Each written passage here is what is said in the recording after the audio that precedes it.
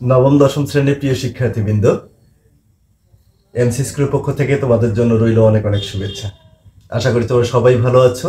আজকে আমরা তোমাদের গণিত বইয়ের অনুশীলনী 3.3-এর পর্ব নং 9-এর দুটি অঙ্ক সমাধান করব, 30 এবং 31 নম্বর অঙ্ক। আমরা 30 নম্বর অঙ্ক দিয়ে সমাধান শুরু করি। এখানে দেখো 30 নম্বর অঙ্কটি আমি লিখে রেখেছি।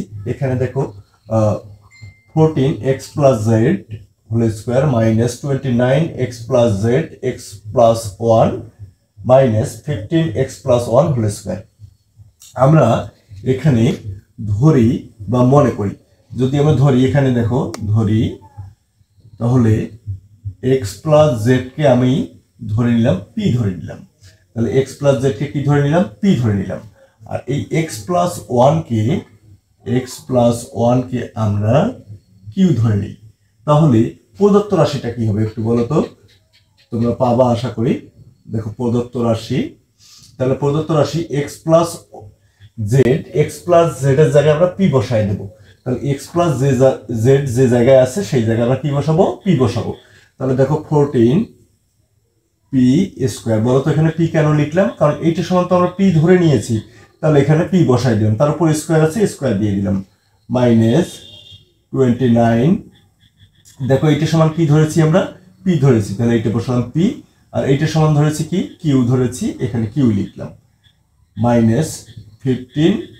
দেখো এইটা সমান কি ধরেছি? q ধরেছি, তাহলে q, তার উপর স্কয়ার দিয়ে দিলাম। দেখো আমরা কিন্তু কি করলাম? প্রদত্ত রাশিটা লিখে ফেললাম। কোথা থেকে? আমরা এই যে ধরে নিলাম, এই ধরে নেওয়া থেকে আমরা এই মানগুলো এখানে বসাই দিলাম। এখন দেখো আমরা এটাকে মিডল টার্ম করতে পারি। তাহলে মিডল টার্মের নিয়ম কি? তাহলে দেখো প্রথমের এই রাশিটার সঙ্গে শেষের রাশিটার গুণ হবে। তাহলে দেখো 15 এবং হচ্ছে 14 যদি গুণ করি কত হবে? 210। তাহলে এই যে 210 হচ্ছে, এই 210 কে আমরা কিভাবে ভাঙবো সেটা আমাদের জানতে হবে। সেটা হচ্ছে এমন ভাবে ভাঙবো যেন প্লাস মাইনাস করলে এই 29 এর সমান হয়। এবং দেখো আমরা এটাকে যদি ভাঙি, দেখো 14 p square minus 35 pq plus 6 pq। মানে 35 থেকে যদি তুমি 6 মাইনাস করো, তাহলে প্লাসে মাইনাসে মাইনাস, তাহলে কত হবে? 29। দেখো মাইনাস 29। তাহলে এখানে দেখো 35 pq থেকে আমরা 6 pq বাদ দিলে আমাদের এখানে মিডিলটা বনে যাচ্ছে, মিলে যাচ্ছে। আর এখানে দেখো যা ছিল তাই লিখলাম, 15q স্কয়ার। এখন আমি এখান থেকে কমন নেব। দেখো এখান থেকে আমি কি কমন নিতে পারি? দেখো এই আমরা 14 কে 7 দ্বারা ভাগ করতে পারি, আবার 35 কেও 7 দ্বারা ভাগ করতে পারি। তাহলে আমি এখানে 7, আর এখানে দেখো p আছে, এখানেও p আছে, তাহলে আমি p নিতে পারি কমন। তাহলে 7p, 7 দ্বারা 14 কে ভাগ করো, তাহলে কত হবে? 2। আর p চলে গেলে p থাকবে। দেখো মাইনাস 7 দ্বারা 35 কে যদি আমরা ভাগ করি তাহলে কত হবে? 5। আর p চলে গেলে এখানে থাকবে হচ্ছে q, প্লাস এখানে দেখো আমরা এমন কমন নেব যে দুইটাকে ভাগ করা যায়। এখানে আমরা দেখো যদি 3q কমন নেই, দেখো দুই জায়গায় q আছে, তাহলে 3 দ্বারা 6 কে ভাগ করো 2, আর এখানে হচ্ছে p, মাইনাস 3 দ্বারা 15 কে ভাগ করো, তাহলে কত হবে? 5। আর এখানে দেখো q চলে গেলে শুধু q। দেখো আমরা আরেকবার আলোচনা করি। এখানে 7p কমন নিছি, 7p কমন নিলে এখানে থাকে হচ্ছে 2p, মাইনাস 7 দ্বারা 35 কে ভাগ দিলে এখানে থাকে হচ্ছে 5q, প্লাস এখানে 3 কমন নিলে দেখো 3 দ্বারা 6 কে ভাগ দিলে 2, আর 3 দ্বারা 15 কে ভাগ দিলে 5q। তাহলে দেখো এবার আমরা 2p মাইনাস 5q কমন নেব। তাহলে এখানে 2p মাইনাস 5q কে আমি কমন নিলাম। আচ্ছা তোমরা জানো যে কমন নেওয়ার অর্থ ভাগ দেওয়া। তাহলে এই দেখো এইটার সাথে যদি এই রাশিটা পুরো ভাগ দেই, অর্থাৎ 2p মাইনাস 5q চলে যাবে। তাহলে এখানে কি থাকবে বলতো? 7p, প্লাস এখানে দেখো 2p মাইনাস 5q চলে যাচ্ছে, এখানে 2p মাইনাস 5q চলে গেল, তাহলে এখানে কি থাকবে? 3q। দেখো এবার আমরা কি করব? এই যে মানটাকে ধরেছি এই মানটা আমরা বসে দেব।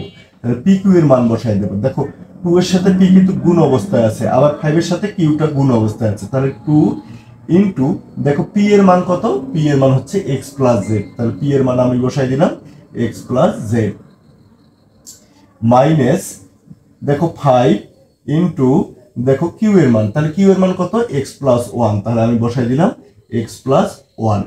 দেখো আমি দ্বিতীয় বন্ধনীর মধ্যে রাখলাম। এরপর দেখো 7 ইন্টু পি এর মান, তাহলে পি এর মান কত x প্লাস জেড, তাহলে x প্লাস জেড। তারপর দেখো 7 পি এর মান বসাই দিলাম প্লাস প্লাস। এরপর দেখো 3 ইন্টু কিউ এর মান বসাই দিলাম, কিউ এর মান কত x প্লাস 1। আশা করি বুঝতে পারছো। দেখো আমি শুধু পি ও কিউ এর মানগুলো বসাই দিলাম, এখানে লিখে দিবে তোমরা পি ও কিউ এর মান বসিয়ে পাই, মান বসিয়ে পাই। দেখো আমরা এখানে জাস্ট পি এর জায়গায় পি এর মানটা বসাইছি এবং কিউ এর জায়গায় কিউ এর মানটা বসাইছি। এবার আমরা কি করব, এবার আমরা গুণ করে নেব। তাহলে 2 দ্বারা x কে গুণ করব, 2 দ্বারা z কে গুণ করব, তাহলে কি হবে এখানে 2x প্লাস 2z। দেখো 2x প্লাস 2z। তারপর মাইনাস, এখানে দেখো 5 দ্বারা x কে গুণ করলে হবে 5x প্লাসে মাইনাসে মাইনাস, 5 দ্বারা 1 কে গুণ করলে হবে 5। আর এখানেও ঠিক গুণ করে নাও তুমি, তাহলে 7x plus 7z plus 3x plus 3 দ্বারা 1 কে গুণ করলে 3 হবে। এবার আমরা যে কাজটা করব, দেখো এখানে আমরা এই জেডটাকে দেখো 2x 5x, এটা মাইনাস এটা প্লাস, প্লাসে মাইনাসে মাইনাস, তাহলে 5 থেকে 2 চলে গেলে 3 থাকবে, তাহলে মাইনাস 3x। তাহলে আমরা প্লাসটাকে আগে লিখলাম, 2z-টাকে আগে লিখলাম, মাইনাস দেখো 3x, দেখো মাইনাস 5x থেকে 2x বাদ দিয়ে দাও, মাইনাস 3x প্লাস 5। এরপর দেখো এখানে 7x আর প্লাস 3x, তাহলে কত হবে 10x প্লাস 7z প্লাস 3। দেখো এইটা কিন্তু আমাদের কাঙ্ক্ষিত অ্যান্সার, আমরা কিন্তু অ্যান্সারটা পেয়ে গেলাম। আর একবার দেখো আমি আলোচনা করতেছি। দেখো আমরা x প্লাস জেড আর এখানে হচ্ছে x প্লাস 1 কে p এবং q ধরে নিয়েছি। যদি ধরে নেই তাহলে প্রদত্ত রাশিতে কি করছি আমরা p এবং q এর মানগুলো থেকে p এবং q লিখছি, তাহলে x প্লাস জেড এর জায়গায় p লিখছি আর x প্লাস 1 এর জায়গায় q লিখছি। তারপর কি করছি দেখো এখানে মিডল টার্ম করছি, মিডল টার্ম করার পর কমন নিয়েছি, কমন নেওয়ার পর আমরা দেখলাম যে এখানে পি কিউ এই অবস্থা কিন্তু রেখে দেওয়া যাবে না। কেন?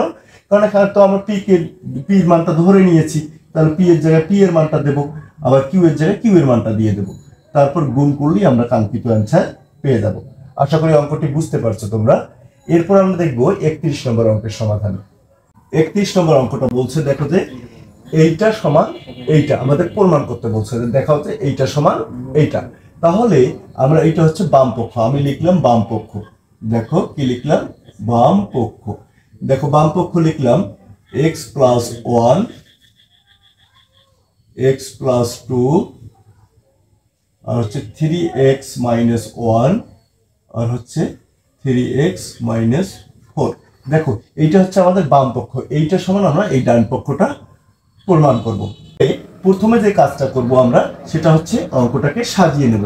তাহলে দেখো আমরা যদি সাজিয়ে নেই কিভাবে নিতে পারি, দেখো x প্লাস 1 আর এখানে হচ্ছে 3x মাইনাস 1 আর এখানে হচ্ছে x প্লাস 2 আর হচ্ছে 3x মাইনাস 4। তার মানে আমি কি করলাম দেখো যে এই 3x মাইনাস 1টাকে সামনে নিয়ে আসলাম। এখন প্রশ্ন হতে পারে স্যার এইটা কেন সামনে নিয়ে আসলাম, এইটা কেন সামনে নিয়ে আসলাম?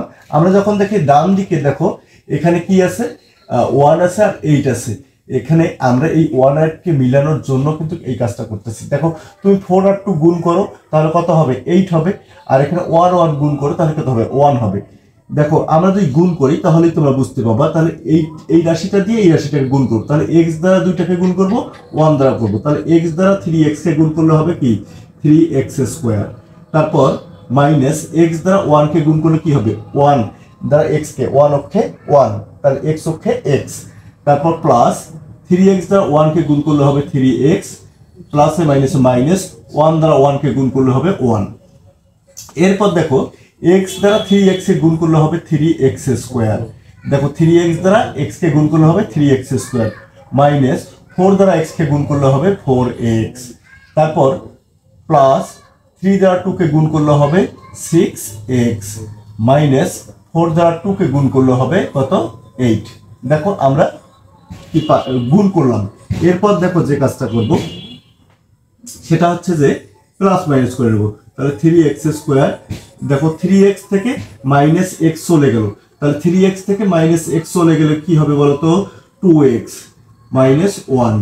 আর এখানে দেখো 3x স্কোয়ার, এখানে মাইনাস 4x, তাহলে এখানে হচ্ছে প্লাস 6x, তাহলে প্লাস 6x থেকে যদি মাইনাস 4x চলে যায় বলতো কি থাকবে, প্লাস 2x মাইনাস 8। দেখো আমাদের রাইট হ্যান্ড সাইডে কিন্তু বলছিল বা ডান পক্ষে বলছিল 3x square plus 2x minus 1, আর এখানে বলছিল 3x square plus 2x minus 8। আচ্ছা বলো তো এইটার সমান আমরা তাহলে কি প্রমাণ করলাম, এইটার সমান হচ্ছে ডান পক্ষ। দেখো ডান পক্ষ, সুতরাং আমরা লিখতে পারি কিনা যে বাম পক্ষ, দেখো বাম পক্ষ সমান হচ্ছে ডান পক্ষ দেখানো হলো। দেখো আমাদের উত্তর কিন্তু হয়ে গেল। দেখো অঙ্কটা কিন্তু খুবই সহজ, তোমরা যদি প্র্যাকটিস করো তাহলে এই 31 নম্বর অঙ্কটি খুবই সহজ। আশা করি অঙ্ক দুটি বুঝতে পারছো। আজকের পর্বটি এখানে শেষ করছি, আগামী পর্বে আসতেছি কোনো নতুন অঙ্ক নিয়ে। ততক্ষণ পর্যন্ত ভালো থাকো, সুস্থ থাকো, এবং যারা বলো অঙ্ক পারো না তাদেরকে বলবো অবশ্যই তোমরা অঙ্ক বেশি বেশি করে প্র্যাকটিস করো।